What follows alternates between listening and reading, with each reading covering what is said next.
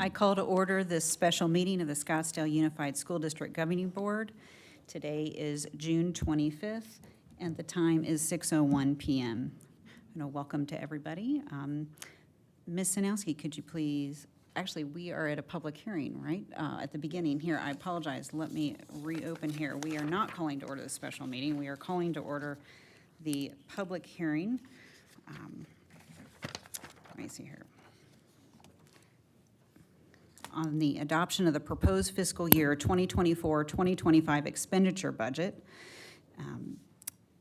pursuant to ARS 38-431.02 and ARS 15-905DE. Notice is hereby given to the members of the governing board and the general public that the governing board is now currently conducting a public hearing June 25th, 2024 at 6:01 p.m.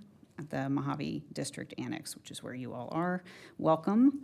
And regarding that adoption of the proposed fiscal year 2024-2025 expenditure budget, we will have a presentation in 1 minute. I'm going to take a roll call real quickly, and then we'll move into the presentation by Ms. Crozier. From my far right, please. Karen Warner. Amy Carney. Julie Sanowski. And Libby Hart-Wells. We have a quorum, and we will proceed with board business. Ms. Crozier?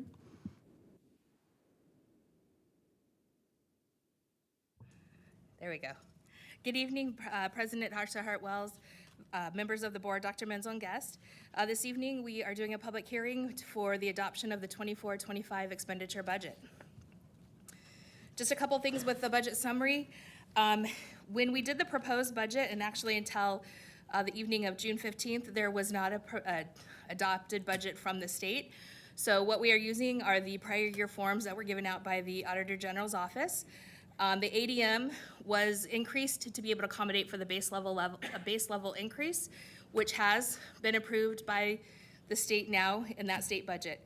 We have a reduction in ADM of about 350, which is based on our historical information how we've landed in the past. With a weighted count, that's about a reduction of 414, and the base level is increased 2%. We budgeted based off of $5,013, and that is what was approved in the state budget about a week and a half, 2 weeks ago. We have the M&O override at 15% of the revenue control limit. Then we have the Prop 123. This is actually the last year for Prop 123 unless something changes or some changes are made at the state, which there's lots of talks about that. That's about $1.3 million that's still with us. We do have the sunset of ESSER funds, so that's made things a little bit more exciting this year as we budget, as well as there are balances that were left in the results-based funding is declining, and that money is no longer coming in. So that also was taken into account. Classroom site fund increase, which is good. That's the money that's used for the teacher performance pay, additional compensation, those things. That did increase, and we were able to increase a raise to all employees. This just looks at all of the budget, so the entire budget, M&O, capital adjacent ways, bond, federal grants, cash accounts, all of those things combined, the entire budget for the district comes up to $437.7 million. You can see the biggest portion of our budget is our M&O, followed by other funds, which would be like your cash accounts, gifts, donations, tax credits, those things. When we talk about the budget, and when we talk about the funding for the budget and being able to do things with it, the bulk of our budget, as you can see from here, is for our M&O budget is salaries and benefits.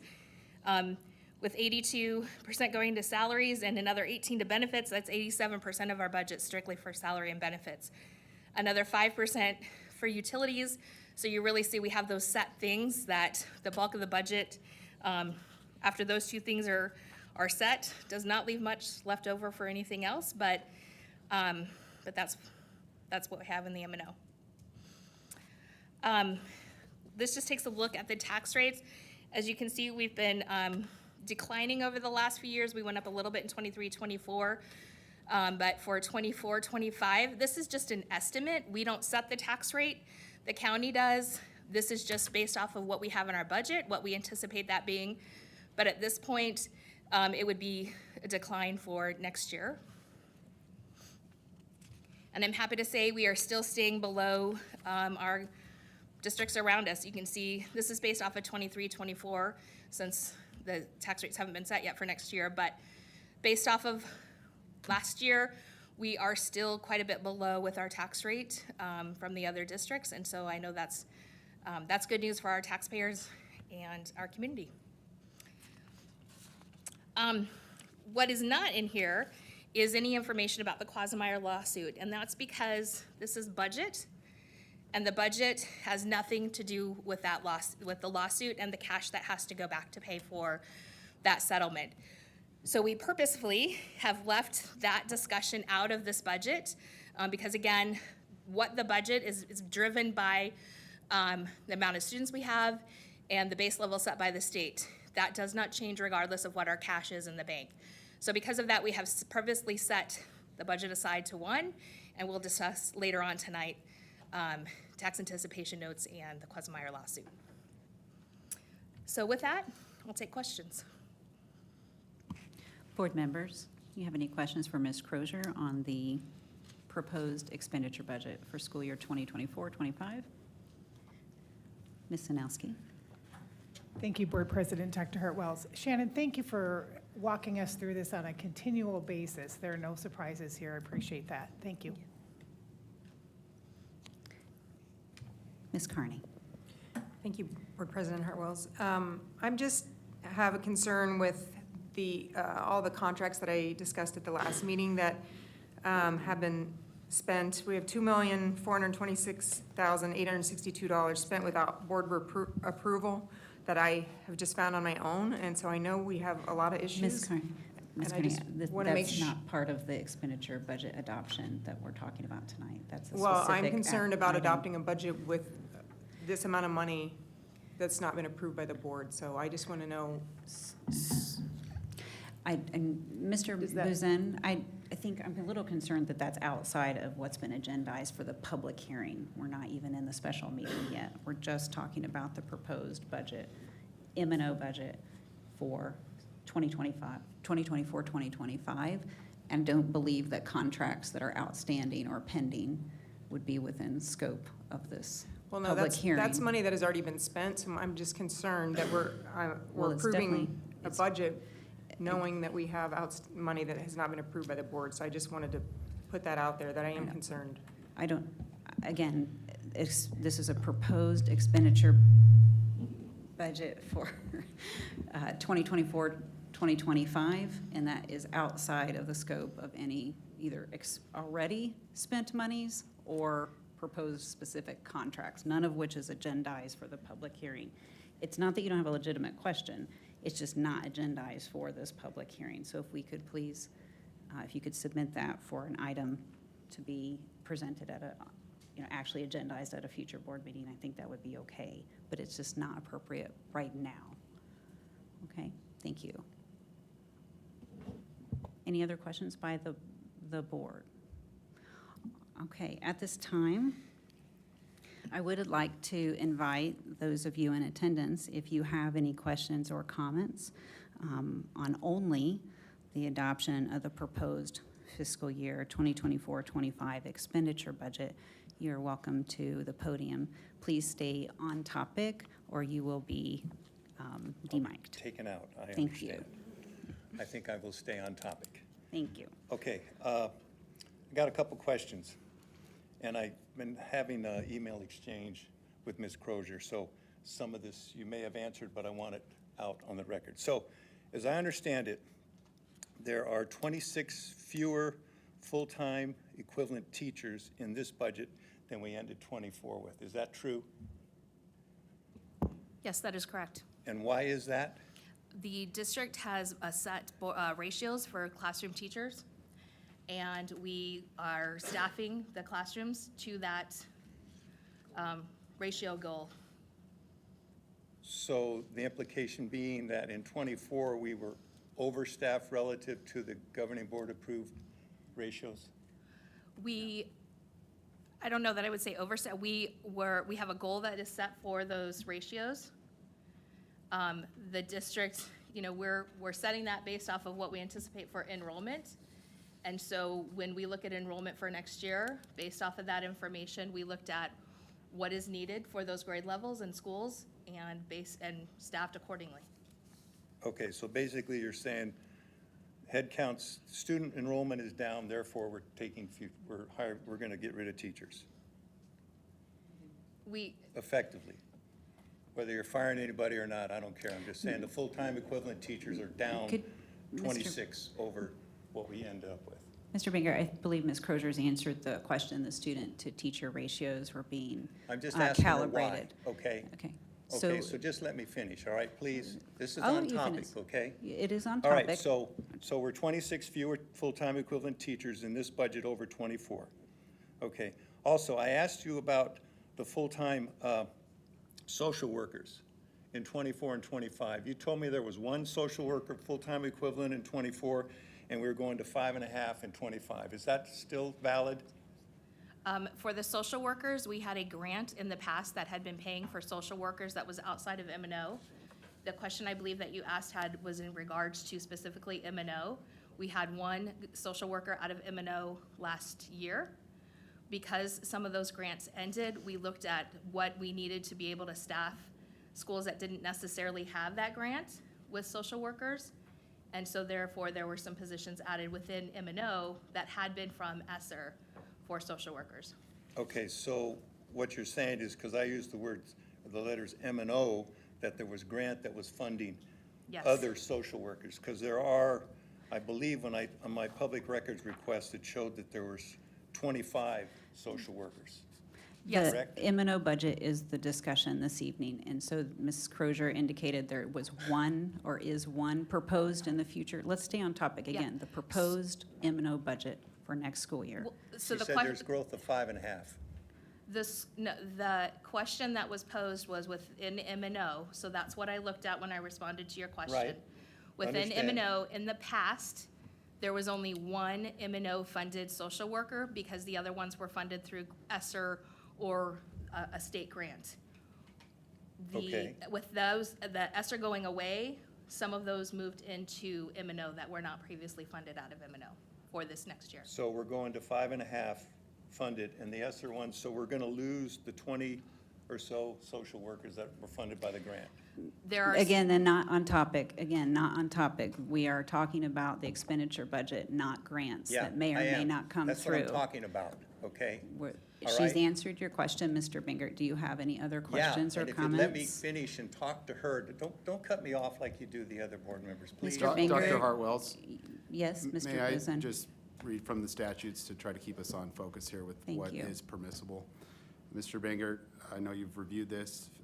15-905D states that on the request of any person, the governing board shall explain the budget, and any resident or taxpayer of the school district may protest the inclusion of any item. So I think what Dr. Hartwells, President Hartwells is stating is this is an opportunity for the board or staff to explain the budget, and you may protest the inclusion of any item, but it's not the opportunity to get into a deep discussion about. No, I'm trying to every get her to particular- explain the 5.5. Well, then ask a question. That's and what I did. Okay, that's what I did, and we're just having a dialogue. If You have just let me follow-up finish, questions that are going I'd have been deeper. done by now and moved on to another topic.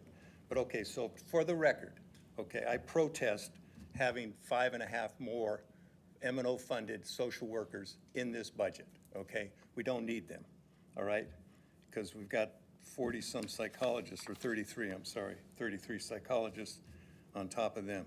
Okay, so you also, I asked you about the math specialist for Yavapai, and I think Pima probably needs one too, given looking at their scores. And you told me that that was ESSER money, so there's no money in this budget for a math specialist to be at Yavapai and/or Pima. Is that correct? In speaking with Dr. Benson and others with that, there is not a math specialist included in the budget for Yavapai. We are shifting to using more targeted resources. And I don't know if Dr. Benson wants to step in on that, but And I'm happy to be a resource and support too. So as ESSER sunsetted and we brought budget plans forward, we have found additional FTE out of other resources to secure reading support at K2 across all of our campuses. That's a foundational position, at least 0.5 at all of our campuses. That's not all out of M&O, and so I'm not sure how much we're invited to speak on that part. But the other piece to that we've been, that just received approval at the last board meeting was the K-12 IXL supplemental resource, which provides very targeted intervention support, diagnostics, and personalized learning experiences for students. And so that's the first time that in the history of Scottsdale where we've also had a secondary resource to support learning the needs of our students too. So very targeted, coordinated intervention supports on the part of that supplemental resource. And that's for math? Math and reading. Okay.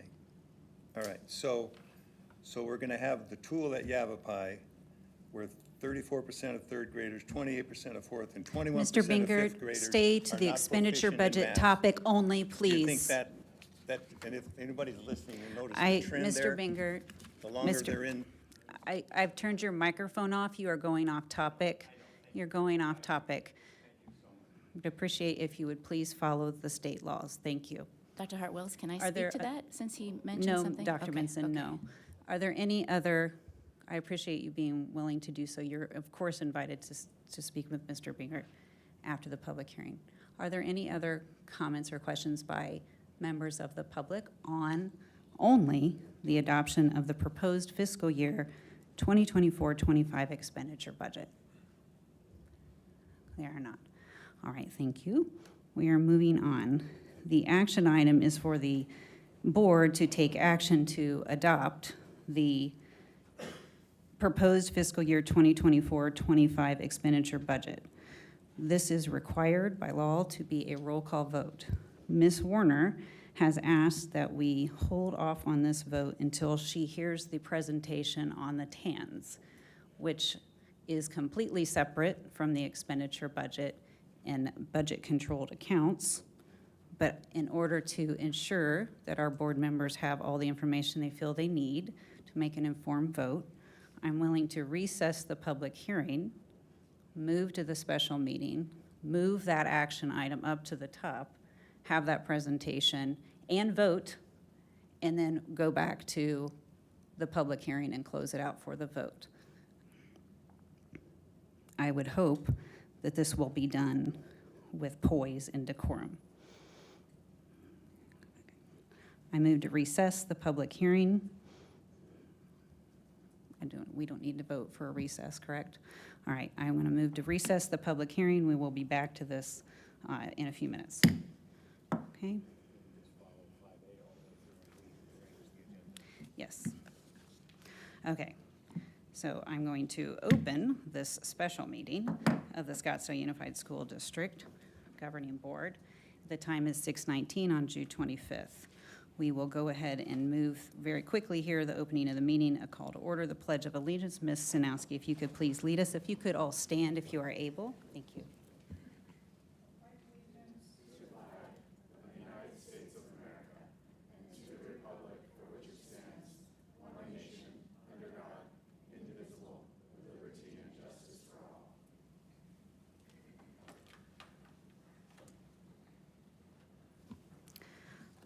All right. We will have a roll call. Ms. Warner, if you could. Karen Warner. Amy Carney. Julie Sinowski. Libby Hart-Wells, we have a quorum. We will proceed with board business. We need an approval of the agenda. I would like to move action item 8, what is this one? 8E up to the first 5E before superintendent comments, and then the rest of the agenda as is. Is there a second?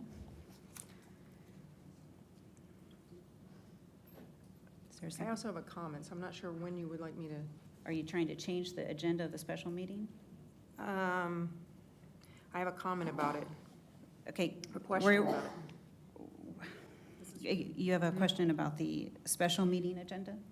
Yeah, so, Okay, Ms. Carney? because I know policy BEDBA, the board president, the superintendent set the agenda, but I'm concerned that you're impeding the work of the district because You've decided to withhold 4 second reads of policy, save capstone contract. Okay, Ms. the Omnia Carney. contract. All right, do we have a second to move forward with the agenda? Those are not agendized this evening. You were given the reason being there is not 5. well- There's a board, odd number of a board for Okay, a reason, okay? my So that's question is not why- here, so we're not going to talk about Then them. we'll talk about why are we You starting are- the executive session? That's my question. Why are we starting the executive session? We have to When the- have the executive session by policy and by contract by the end of the school year. So it's which we okay just to did have that that with contract 4 in board April. members, discussion So with you would 4 know board that. members. Okay, so I guess we're not going to be professional this evening. Is there a second? Is there a second to the agenda? So we're not going to have an agenda tonight? Yeah, I'll second it. All those in favor of the amended special meeting agenda, please say aye. Aye. Aye. Opposed, please say nay. All right, that passes 4-0. Okay, we will move on to action item 8E.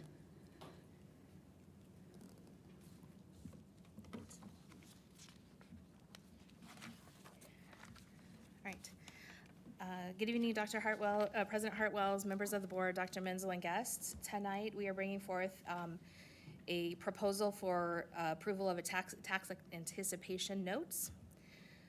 There's a little bit of a reason, there's quite a bit of a reason, actually, behind the bringing this forth.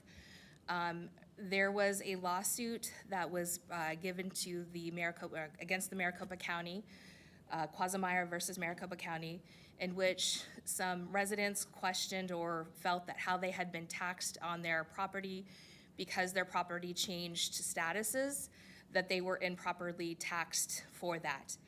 That went to court, and as a result of that, there was a ruling from the judge on that, which ruled in favor of Quasimeyer, and the homeowners wanting to have that reclassified, and therefore the taxing entities within Maricopa County now have to have the cash for the county to be able to repay or refund those taxpayers. So what does that mean for Scottsdale, as we are in Maricopa County and we are a taxing entity?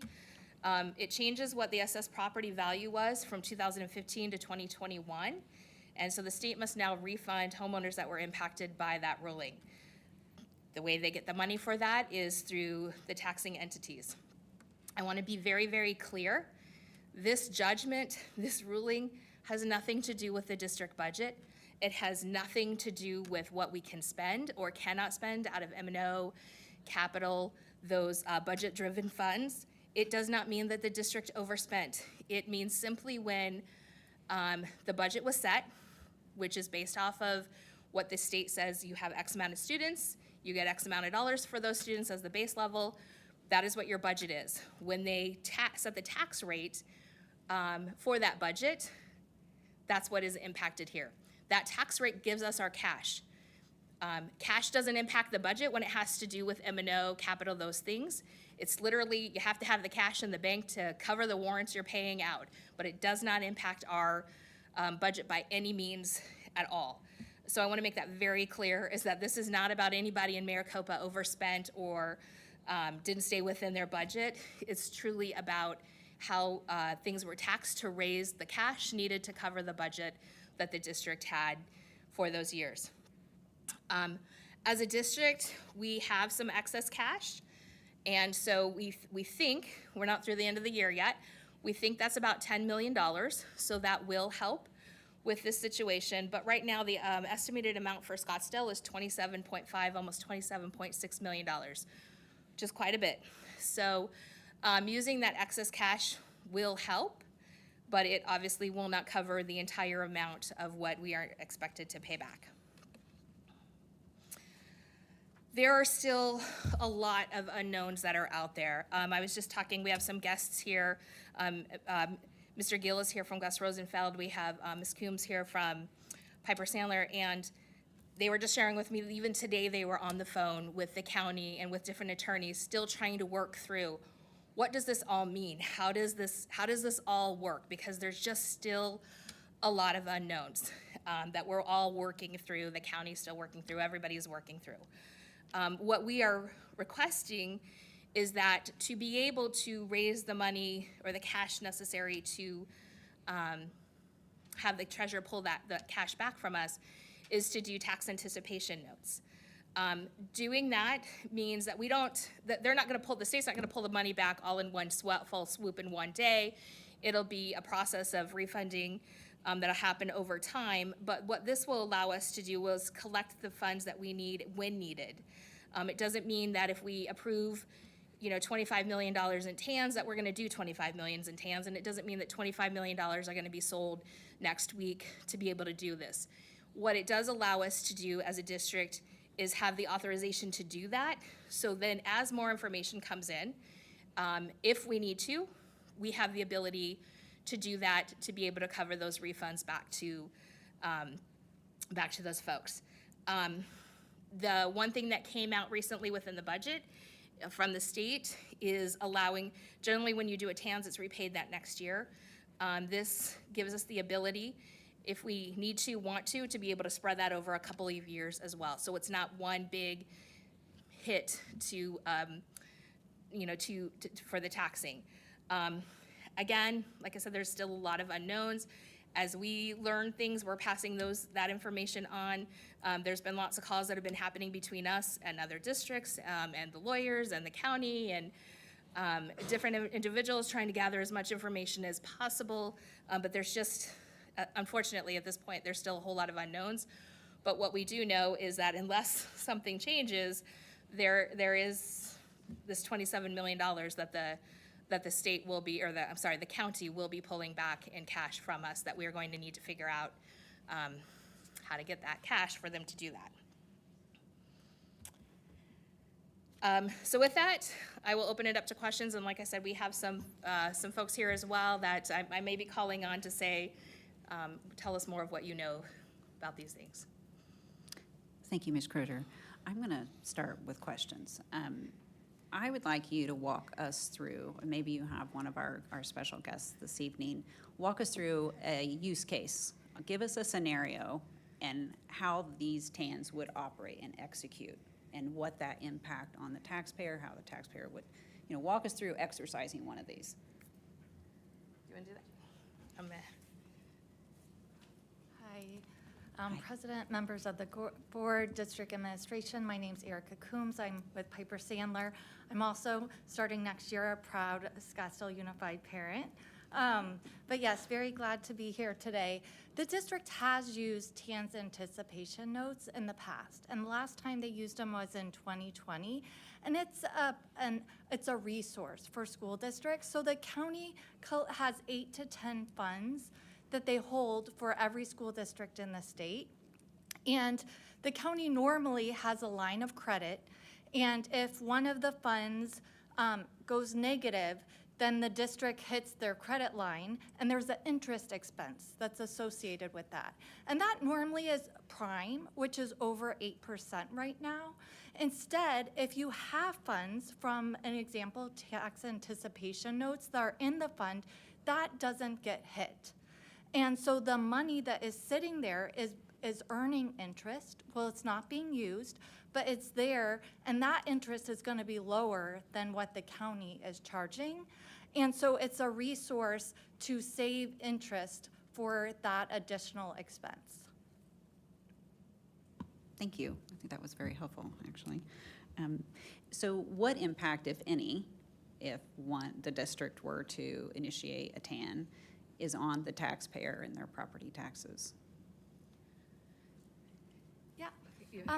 So this isn't like a property tax. If the district levied for $27.6 million, that would be approximately 29 cents, an increase on the property tax. Instead, it's not levied, so it's in the tax, the money's sitting there, and then it's there for the funds, and then the district is going to repay that within 13 months.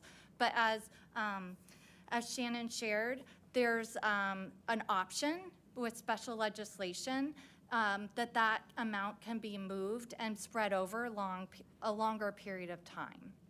So, I mean, it's saving the district money in the fact that If the district was hitting the credit line, the interest expense is going to be a lot smaller, and it's not going to be something they're going to see as a property tax part of their bill that they're going to get in the fall. So what I heard there was kind of a net zero impact. This is more, I mean, some of it is gonna end up with what is the interest that we can earn with it sitting there? And then what is the rate of what we can gather on that? There will be, I mean, Yeah. there is fees that go along with that. Yes. There's going to be an impact, but it would be significantly less than if the district was paying, if this was, the county was just taking the money and charging 8% or over 8% until those funds are repaid. So, I mean, there's going to be an interest expense, and that's going to get paid over the next 13 months or maybe spread out for a longer period of time. And we won't know that exact difference, but the idea of doing TANs is not to be paying more money. In the past, it's been used as a tool for schools to minimize the amounts that's needed. So, I mean, it's for efficiency. And as the district's financial advisor, we have a fiduciary responsibility to the district. And if and when, as we have more knowns, we have information, if it's not something that's a good idea, we would definitely not recommend that the district move forward with issuing any TANs amount. thank you, and I appreciate you highlighting and reminding the community they do have a fiduciary responsibility to the district, and that's meaningful. I do have a request, and maybe this was already, it's in the works perhaps, I don't know, is if the district could, on the new snazzy webpage that's coming out in July 1st, have an FAQ page, a little bit of information about what these are. At least since I've been on the board, we've not done these TANs, and so I think that would be helpful. And it also just keep accurate information at the ready. If you could help us with that, that would be wonderful. All right, my board member colleagues, do you have any questions or comments? Ms. Warner. Thank you. So, and thank you for being here. Thank you for answering questions. And 15992, which was cited in the documentation that was on the agenda and on our website, it does have an impact to taxpayers according to what it says here. And what my challenge with this is that this is our first discussion about the lawsuit and anything around it. And what we were presented with was a TANs up to $25 million. So I made calls to other districts to find out what they were doing. And one district is paying it completely. One is doing a mix of things. And two districts, they haven't even gotten to a conversation yet. They're waiting till December. So, and then I talked with some legislators and CPAs just so that I could be educated on this. In the budget that was passed a week and a half ago, it was allowed for governing boards to free up and use the funds, such as dead funds.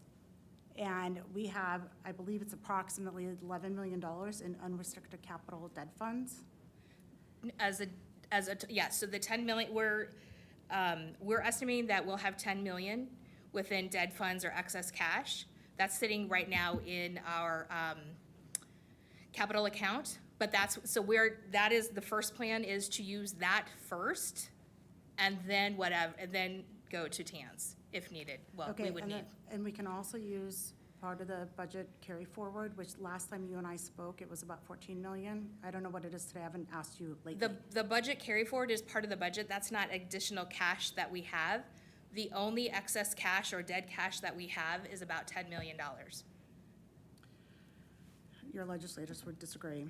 And then we have other cash balances in accounts of several $1 million. So my challenge is that the taxpayers who already paid the taxes to this, now we're going back to them to tax them again. And that's challenging for me. So what are some of the other revenue sources where we could pay this back? I mean, This is an extraordinary event. This is not something that if you talk to the county, that anyone expected this lawsuit. And I think everyone would agree that this is, who's being hurt is the taxpayer by this lawsuit. So, I mean, that being said, I think the county's doing everything they can do, but this is, this is a large amount of sum of money, and it's affecting every tax district in Maricopa County. School districts, fire districts, the community college, the cities, and everyone's liability varies. So some have a smaller liability that, yes, they may have some funds that they're able to use and not have to, they can use that avenue. I mean, another option, which, I think isn't gonna be, as a financial advisor, we were gonna look at all the options, but there's a state commission loan, but I don't know if that would be any less interest, or expense. But, I mean, this is out of the district's control. This isn't anything district administration. Property values are determined from the county assessor. So understandably, nobody wants to pay more money from a class lawsuit, but these types of judgments do happen, and a lot of times there's no effect because there's such a small amount. So part of this is the magnitude. It really is an extraordinary event. Well, and I would add to that, when we looked at, they sent out a list of what everybody's amount was. For school districts, ours is the highest. The next one is PV, which is like 17 million. I also reached out to other districts and said, what are you doing? How are you guys addressing this? What we learned from PV is that they do have the excess cash to cover theirs. We budget as close as we can to what so we're not collecting more than what we need to when it comes to, to tax revenues. And so ours excess cash isn't as high as some are. And again, there's a lot of districts. I mean, it's really staggering that it was hard to swallow that our amount versus everybody else's. I wish we had enough in excess cash to be able to cover it, but unfortunately, at this time, we don't. And so we're trying to look at every option.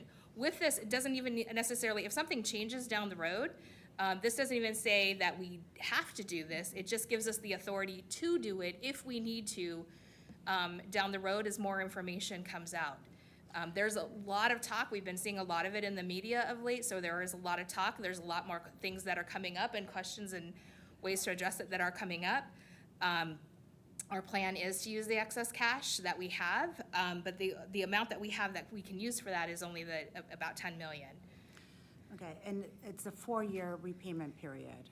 It can be. It doesn't have to, but it can Well, be up over to. 4 year. Yeah. And what the gentleman just said earlier was that they would probably start collecting payments by July next year? The goal is to collect the payments during next fiscal year, which would be from July 24 to June 25. So it's going to occur over the course of the year, but from talking with the county, more than likely will start in the beginning of the fiscal year, which is 10 days or 11 days away. So what I would have liked to have seen was other options on the table and not going straight to up to a $25 million TANs. And I understand that this is not the district's fault. I don't think anybody's blaming the districts for this. What are the costs to this? Because in the paperwork that you sent that was on the agenda, the expenses can be pretty significant. I mean, for tax anticipation notes, it's less expensive than if you were doing like a general obligation bond issue. A lot of that is going to determine the rate, and that rate is going to determine market dynamics and which type of sale. So if I was going to estimate a maximum cost, I would estimate $200,000. But a lot of it's going to depend on the amount. Is it 10 million? Is it 5 million? Is it 25 million? And then as far as the interest rate goes, if I was going to give an estimate right now, I would say 3.5 to up to 6%. But all of that is going to be determined based on timing, the amount. Are there other districts? We've always done the pool program for these tax anticipation notes, which helps reduce the costs of the issue. And last question, what are the implications on the 25-26 school year? Budget, anything? So, I mean, because it doesn't affect our budget for the 25-26, it would not, there would be no implication there. The implication could be, you know, if we needed to be able to tax, you know, to be able to pay back, you know, pay back the tax notes, there could be a little bit of an implication there. Without knowing all the details, we don't know what, I can't say this is exactly what it would be for the taxpayer because we don't know what the value will be for next year. We don't know how much we'll have to take out. We don't know what interest rates we'll be able to get. So it's hard to say. It's also, this is a 13 note or opportunity, so technically the repayment date may end up being in next fiscal year, Yeah. not this fiscal. So I want to go back to something you said. So there can be implications, possibly. For the tax rate, yes, there could be Okay, and- within that. I don't know what that would be. Okay, thank you. And then if we have to buy back the notes, can you repeat what you said on that and explain that? Pay the- Buyback that, Buy back, pay the notes. It was just prior to when she interrupted. oh, what I was saying is that we don't know what the interest rates will be, and then the paying back that principal on that, we don't know what the note itself will yield. Right. So without knowing some of those details, it's hard to answer that question Okay, so with paying it back, with the amount that has to be paid back, what are the implications on future budgets in our school district as a whole from that? And what I'm saying is that would be dependent on how much the interest is that we can get from that would impact what we would have to generate in tax revenues. And so I don't know what that implication would be. I think Dr. Menzel wishes to make a comment. So I want to see if I can help clarify a Okay. little bit here. So I'm looking at the slide 5 from the budget hearing presentation, which if we could pull that up, it shows the variability in the tax rate by year. So in 2019-2020, it was 3.65. So this rate is driven by a number of factors, but one is the appreciation of property values, right? So sometimes the tax rate goes down because the property valuation has gone up and the rate that's needed to generate the authorized revenue is lower, even though we may be generating more money. And so part of why Shannon can't give a precise answer to that question is because I don't think any of us around the table know just how much property values will be going up next year. So it's conceivable, but we don't know that you might have a flat tax instead of a lower tax in order to be able to repay the TANs that you had to related to the Quagmire lawsuit. But we just don't know enough at this point to be able to answer that question. And there is a real impact for the district if the finance department doesn't have sufficient cash on hand. I believe that you sort of need that to be able to make payroll. Well, we have to have cash at the bank to be able to, payroll or any check that we write has to have cash in the bank. If we don't have cash in the bank to cover it, then they'll cover it for us, but they charge a rate that's a That's much higher higher. rate than what. I understand all that. Yeah. So what I'd like to see is to come back with some different options besides going straight to $25 million. So, thank you. Okay. And just to be clear, this resolution is just flexibility. It's not, it's up to that amount, similar to a bond issue. You would do an up to amount. Thank you very much. Any other questions or comments? Ms. Carney?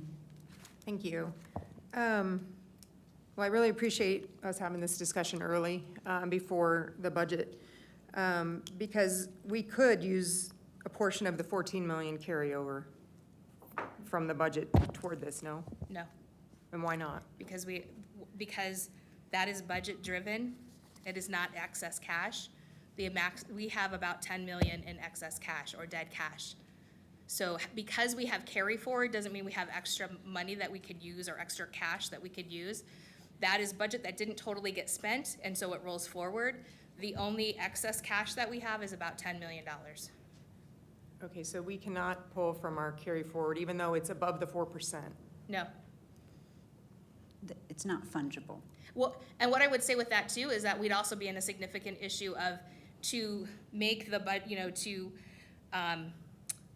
what we've allocated in the budget, which includes that $14 million carry forward, is used, so when we gave salary increases to folks and whatnot, that's needed to be able to cover those. So if we were to say, oh, well, we can't, but even if somewhere in the world we could do that, then we'd have an even bigger problem of we now have given out budget above what we would have spent that 14 million twice over, I guess is what I'm trying to say. It's not even an option, because the excess cash that we have is the 10 million. But that $14 million carry forward is already factored into the budget. And so when we say we have X amount of dollars to give raises and those things, that takes into consideration the $14 million carry forward. Okay, Dr. Menzel, when did you find out about this? What date did you find out that this was? About the Could be an Quasmeyer issue, lawsuit, I would have to go back and check my emails when I first heard that there was a ruling by the courts that would impact school districts. It was sometime, I don't know, Late spring? yeah. Okay, because I'm just concerned, like, Board Member Warner said, like, this is our first time having discussion around this. And I know, like, in Paradise Valley, they were discussing it with their board in May. So, why do we have to approve this today? I'm very skeptical of approving this with up to 25 million. There's nothing written on this. Why do we have to do this today? Why can't we come back with more solutions and more concrete numbers? So if the state were to take, we don't know when they're gonna sweep the cash. So if the state takes a larger chunk than the 10 million that we have, we don't have the money to be able to provide the cash, and you still have to make payroll. You still have to pay your accounts payable accounts. And so this allows the district to ensure that we have the money when the county is gonna sweep the cash. They don't have a schedule for that, and that's part of our challenge. And I'll ask, Mr. Gill's here as well. I don't know if there are other options that are out there that people, I mean, you've been talking with the county and others. Yeah, Madam President, members of the board, Jim Gill with Gus Rosenfeld. So I'm your typical bond counsel. I also help the district with elections, and I've worked with this district on TANs, tax anticipation notes, in the past when you were a regular participant in that TANs pool that Erica referred to. It hasn't been sought after over the past 3 or 4 years, the TANs pool, because you've been getting plenty of money from the feds. But as we all know, that spigot has pretty much dried up at this point. So in terms of working with the county, there have been some things bandied about, but really the TANs are what is in state law. And as you've heard a couple times tonight, even though TANs already existed, that concept, we had to get a bill as part of the budget bill put in there to extend the life of the TANs, so up to 4 years. So that is the county's solution to this. Any other change, there's no other source of funding, there's no other solution to this other than some other change in law, which of course couldn't happen this year, would have to wait till next session. And frankly, I don't know of the state legislature's appetite to throw money at this problem. I mean, my initial thought was, well, you know, the county through some, errors or, they kind of caused this problem. I don't think they foresaw the amount of property tax refunds that would be awarded by the tax court. But, this is the number that, has been assigned to you, as well as every other taxing jurisdiction. So my thought was, well, maybe the county would be helpful in some regard to make this problem, at least be diminished somewhat. That is not coming as far as I'm seeing. We've brought that up with the county treasurer. He's made it clear he does not have discretion. He does not have a budget for that. The county supervisors do. So if this elected board wants to talk to that elected board and place pressure where appropriate, maybe that makes sense for you. But what we've been doing is trying to get an accounting of that money, your $27 million, what constitutes that. I think we all just kind of saw that number and thought it was a big number. Part of that number is judgment interest that's been ticking at 8% rate for years. Part of that number is attorney fees, not this attorney, but the class action attorney who's probably due 30 or 40% of the total judgment. So we don't know how that number gets broken down. We're respectfully requesting it from the county, but we don't have it. You deserve to see it, as does every taxing jurisdiction. So that concerns us. To the point of the $25 million TANs resolution that's before you, if it makes the board more comfortable, you've heard that you've got $10 million in dead cash. Maybe through resolution tonight, you reduce that amount. Maybe it's not 25 million. Maybe you're more comfortable with 20 million. You know, you've heard also that this isn't locking you into anything. It's just the upper number. Just like when we do a bond issue, we come to you and we say, can we do a $50 million bond issue at a rate not to exceed 6%? Well, at the end of the day, we probably do a 50 million, but we don't hit 6%. You know, we're at 4% or whatever. So this is just a parameters resolution that gives your staff, your administration, the authority to go forward. So it doesn't mean something's happening tomorrow. The county has done what I think they can reasonably do in terms of the county treasurer. He is the one who was helpful in getting that legislation pushed through to kind of spread out the damages, if you will, to up to 4 years. So that is going to lessen the impact on the taxpayer. Not only will you be paying the county treasurer through these TANs a lower interest rate than that prime rate on the line of credit, that 8%. The TANs resolution before you suggests that the maximum rate will be 6%, up to 6%. It could well be lower. So you're going to save some money there, and then you could push it out as much as 4 years. So that's going to lessen the impact on the taxpayer as well. To fix a problem that, you know, you didn't create. But it's what every district in the county is dealing with, more or less. I have one district who their portion of this is $300,000. So, you know, that's not a big deal for them. I have many districts where it's under $1 million. But, you know, there are a few where it's north of 10 million, and you're one of them. So, having said all that, are there any questions about the resolution or about the process? I wish we had another solution that was just easier. But like I suggested, if you want to talk to the elected officials, maybe that's appropriate to see if pressure can be put there to help them ease the burden on your end and on your taxpayers. But their taxpayers are also your taxpayers. So if the county, you know, they don't have any magic funds either. So if they needed to increase the tax burden on their end, it's ultimately a portion of it going to your taxpayers as well. Thank you, Okay. Mr. Gels. Ms. Thank Carney. you, yeah, I'm just not comfortable placing this burden on the taxpayer, and I would like to see us come up with solutions to not impact our Do taxpayers. you have a anymore. solution? No, I said I would like to see us come up with a solution. Do you have one? They're the subject matter experts, and they're telling us this is our solution right now with the state of affairs, so. Well, that's why I was asking about the carry forward, because I know we have an in excess of that, so I was hoping we could pull from there and other Not legally. buckets. Okay.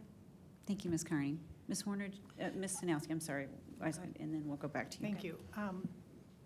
Is it is it Sandler? Oh, I'm sorry, I'm Jim Giel. Oh, Guild, okay, sorry, thank you. Appreciate the information, and Shannon, I appreciate that you gave us details on the Quasmeyer case as soon as it was available. I appreciate that, and there's also, you know, doing a little search on the internet once that came into our view to find out that this was not the fault of the district. And I appreciate that the experts are here tonight to guide us in a best-case scenario or a better-case scenario. Now, I do have a question, since you've been having these conversations with other districts as well as the county. This was a tax assessment issue between the classes for primary residence and rentals, right? Correct? Has that been corrected so this doesn't become an issue in the future? Yeah, 2 or 3 years ago, the legislature fixed it, so it won't be another problem. Doesn't mean there aren't any other loopholes in there that we can't foresee and won't present themselves in the form of a class action. I mean, who knows what could happen in the future, but yes, this particular problem has been addressed. And it's on everyone's radar now. Sure. Thank you. Appreciate it. Okay, Ms. Warner. I wanted to thank Board President Hartwells for accommodating my request to pause the hearing in order to hear the TANs portion of our special meeting In speaking with Shannon and with you, sir, prior to, I think it was all agreed that the county, they're still trying to figure their things out. So I would squash what you said about coming for $10 million in the next few weeks that Dr. Menzel mentioned. And I think we have to come at this with a very pragmatic and smart approach. So I would like to see a better option presented to the board at a later time. Thank you. I have a question for our subject matter experts at the table right now. Is there a better option for this district? Not that we're aware of. Okay. We've had a few conference calls with the county. We've spoken to other peer districts, and you are in a fairly unique position. You've heard that you have the highest number for any K-12 district. I have heard the community college district is looking at this as well. They have a higher number than yours, and they are not exploring TANs. They are perhaps being a little more adversarial about it, perhaps. But we don't know what that would look like because at the end of the day, the tax court has made its decision, the appellate court upheld it, and that's it. So I don't know what other option there would be other than going to the legislature next year for a fix. But again, as you've heard, that timing doesn't really work well. You still potentially could be in a shortfall situation. Because the county, we have heard, they will be looking for money as soon as next month. Some money, they don't know how much, but they're gonna process those refunds, those tax refunds to the affected homeowners, as they can. I think they're gonna take months to do so, perhaps the whole fiscal year, but they will be starting in July. So you'll feel an impact next month. Thank you. Just last thing. So, Ms. Crozier, I would like to, offline, I'll share the conversations I had with the options and maybe connect you with the people that gave me the answers that they did today regarding the different pots of money that this can be taken out of. Thank you. All right. Very much appreciate you all being here. This is a bit of a sticky topic, and given the magnitude of the hit that the district is taking, it's, of course, a little bit raw. So I appreciate very much the conversation and your input and your advice. Thank you. And Dr. Menzel has one more question. So if the governing board doesn't authorize the tax anticipation notes this evening, how long does it typically take in order to process the paperwork, since we don't have another meeting until August 6th? I'm not sure if it came up in this discussion, but the county would be purchasing the TANs, so we can be pretty efficient in terms of timing. I think typically we've probably done them in maybe 45 days. Does that sound reasonable? Yep. From start to finish? So that would be from when this board approves it, and that starts the process formally with the county. And then, the county has their process to work through. They're very busy now dealing with all angles of this quagmire. 45 days is probably about the best we can hope for in terms of timing. So if we push that off till August, then perhaps monies aren't available until late September, early October. So yeah, my suggestion would be start it now and get in the front of it, because there may be a few other districts that'll be using the same option. Thank you. Very good advice, and it does sound like that if it doesn't pass this evening, that there will be a potential risk, an increased risk that the district and its standing and its ability to kind of healthily govern itself could be compromised if this doesn't get passed this evening. So again, thank you so much for being here. Very much appreciate it. I learned a lot. And I look forward to an FAQ page soon on our webpage. Okay, I move to approve action item 8E, adoption of the resolution authorizing issuance and sale of tax anticipation notes. And again, this is optional. It does not have to happen. It just gives the district the ability to be responsive to our legal obligations under the recent court case. Is there a second? I second that motion. Thank you. Ms. Sanowski seconds. All those in favor, please say aye. Aye. Aye. All those opposed, please say no. No? No. And so that motion fails. The district is now potentially risking not being able to pay its bills. Excellent. We are recessing the special meeting. We're going to reconvene the public hearing, and we're going to move straight to the action item 8.3, where we left off. And again, this is required to be a roll call vote.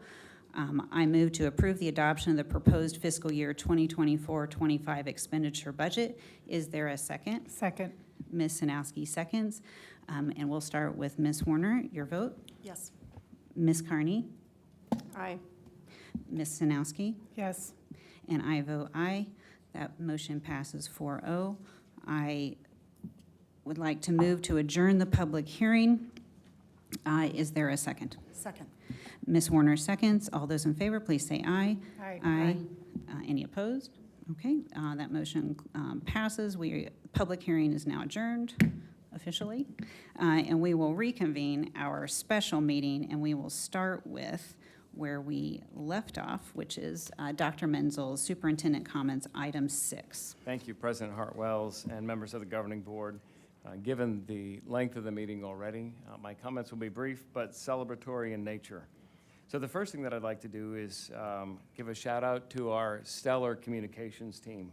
Anyone who's worked with them knows that they do amazing work in telling the SUSD story, and they're being recognized nationally as a recipient of 2 Golden Achievement Awards, one for the Because Kids Initiative and one for the SUSD Economic Impact Study, #SUSD Advantage. The team is also being recognized and won 3 awards in the Digital Media Excellence category, 1 for social media and 2 for video. So I would just like to give a shout out to Christine and her entire team. I also want to say thank you to Shannon and to Karen and to all of the people who worked on the budget preparation. This was a heavy lift given the ESSER funds no longer being available, the continued decline of results-based funding, and putting it all together in order to bring it forward to tonight was not an easy task, so I'm really grateful for the work of the team.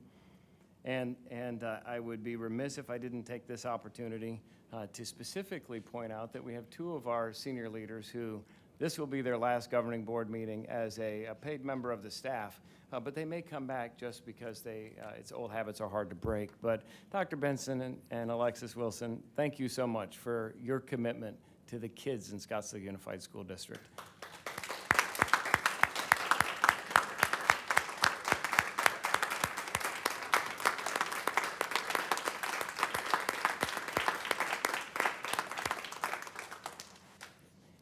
And finally, she was not yet in Scottsdale, but at the last meeting, we approved Leah Mitchell as the new Assistant Superintendent for Ed Services, and Leah is with us this evening.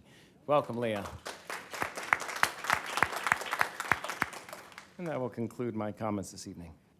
Thank you, Dr. Menzel. Okay, we have no information discussion items this evening, so we will move to action item 8A, approval of the intergovernmental agreement, IGA, with the City of Phoenix for the SRO school resource officers for the school year 2024-25.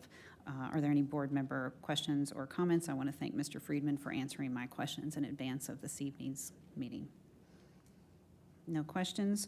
I move to approve action item A, the IGA with the City of Phoenix for the SRO's 2024-25 school year. Is there a second? Second.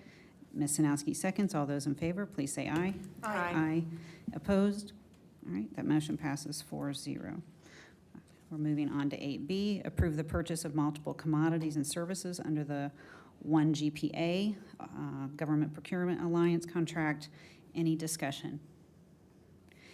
I move to approve action item 8B, purchase of the multiple commodities and services under the One Government Procurement Alliance. Is there a second? Second. Ms. Sanowski seconds. All those in favor, please say aye. Aye. Opposed? That motion passes 4-0. Action item 8C, authorization of expenditure of the walk-in freezer and walk-in cooler for Oak Catering for Team Awesome. Any discussion? No. I move to approve action item 8C, authorization of the expenditure for the walk-in freezer and cooler for the Oak Catering. All those, is there a second? Second. Ms. Sanowski seconds. All those in favor, please say aye. Aye. Aye. That motion passes 4-0. All right, moving on. 8D, approve the award for the RFP, request for proposal 25001, fresh produce. Is there any discussion? Okay, and is there a second? I move to approve the award for RFP 25001 Fresh Produce. Is there a second? Ms. Second Sinas- that motion? Yep. Ms. Sinaski seconds. All those in favor, please say aye. Aye. Opposed? Okay, that motion passes 4-0. We have already voted on 8E, moving to 8F, approval of the selection of Self-Insurance Trust Board trustees. Is there any discussion? Very good. I move to approve the selection of the Self-Insurance Trust Board trustees. Is there a second? Second. Ms. Carney seconds. All those in favor, please say aye. Aye. Opposed? That motion passes 4-0. Moving to 8G, approval of second amendment to option a lease agreement located at Desert Mountain High School. Is there any discussion? Thank you, Mr. Rayler, for answering my tedious questions. All right, I move to approve the second amendment to the option a lease agreement located at Desert Mountain High School. Is there a second? Second. Ms. Sanowski seconds. All those in favor, please say aye. Aye. Aye. Any opposed? The motion passes 4-0. Action item 8H, personnel action items from June 11th, 2024 to June 25th, 2024. Is there any discussion? This would typically be on a consent agenda. Special meetings do not have a consent agenda item, which is why we're taking it in turn this evening. I move to approve personnel action items June 11th, 2024 to June 25th, 2024. Is there a second? Second. Ms. Sanowski seconds. All those in favor, please say aye. Aye. Aye. That motion, opposed? That motion passes 4-0. 8I, approval of the Raptor Emergency Management Module. Any discussion? Thank you, Mr. Friedman, for answering my questions, also tedious ones, I'm sure. I move to approve 8I of approval of the Raptor Emergency Management Module. Is there a second? Second. Ms. Sanowski seconds. All those in favor, please say aye. Aye. Opposed? That motion passes 4-0. Action item 8J, approval of the Northern Arizona University Memorandum of Understanding, Arizona Teacher Residency. Is there any discussion or comments? All right, I move to approve the NAU MOU, Arizona Teacher Residency. Is there a second? Second. Ms. Sanowski seconds. All those in favor, please say aye. Aye. Opposed? All right, that motion passes 4-0. 8K, second extension regarding the letter of intent with the Boys and Girls Club of Greater Scottsdale regarding the renovations and use of portions of Tonalea Middle School. Any discussion? Ms. Sanowski. Dr. Menzel, maybe you can answer this. What is the expected action date on this, like to actually So get stuff in an done? ideal world, we would have had it today. We're getting much closer. The president of the Boys and Girls Club would love for us to be able to bring it forward in August. We have the October date because we don't want to keep coming back and extending it, so we gave us an outlier date, but we are hopeful that it'll be in August. And that will allow them to Initiate the work. commence their fundraising Perfect. and move forward, yes. Okay, thank you for clarifying that for the public. Any other comments or questions? All right, very good. I move to approve the second extension regarding letter of intent with Boys and Girls Club of Greater Scottsdale regarding renovations and use of portions of Tonalea Middle School. Is there a second? Second. Ms. Sanowski seconds. All those in favor, please say aye. Aye. Any opposed? That motion passes 4-0. All right, very good. We are going to now move into our executive session. Discussion and consideration of the superintendent's year-end evaluation pursuant to Governing Board Policy CBI, evaluation of superintendent, and performance-based pay pursuant to ARS 38-431.03A1. The employee has been notified in writing in accordance with the statutory provision. And we may have discussion or consultation for legal advice regarding this action item 9A with the attorney or attorneys of the public body pursuant to ARS 38-431.03A3. With that, I think we will move into executive session. And folks, we are going to stay in here, so we will ask that you please, you can wait outside if you'd like. But there is no action items after the executive session. So thank you for your attendance this evening. Board members, let's take a 5-minute recess. I'm sorry, do we have a second on the moving into executive session? Second that motion. Yes. Thank you, Dr. Menzel. All those in favor of moving into executive session, please say aye. Aye. Aye. All those opposed? No? All right, we are, I'm a no. Ms. Carney, okay, that motion passes 3-1. We're going to move into executive session. Board members, if we take 5 minutes to go to the restroom, that would be.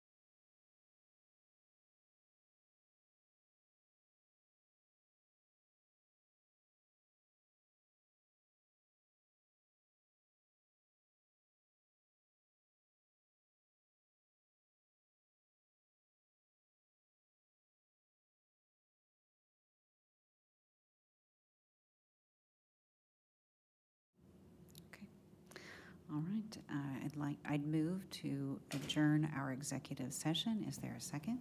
Second. Ms. Sanowski seconds. All those in favor, please say aye. Aye. That motion passes 4-0. We are now reconvened in our special meeting, and I move to adjourn the special meeting.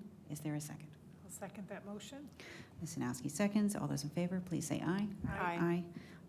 And we are adjourned. The time is 8:49.